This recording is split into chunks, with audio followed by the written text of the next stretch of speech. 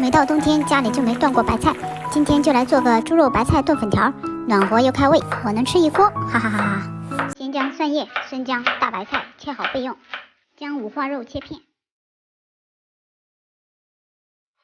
锅内倒油，加入生姜片，爆锅，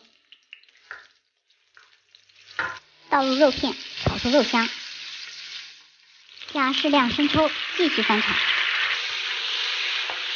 倒入切好的白菜，翻炒。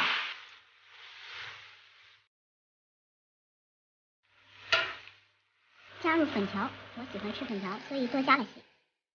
加足够量的水，因为粉条吸水多。加入盐、白胡椒粉、鸡汁调味。大火烧开，转中小火焖熟就可以了。最后撒上切好的蒜叶，烧煮半分钟就可以出锅啦。今天不吃主食，只干这一锅猪肉白菜炖粉条，太好吃！一个字，香。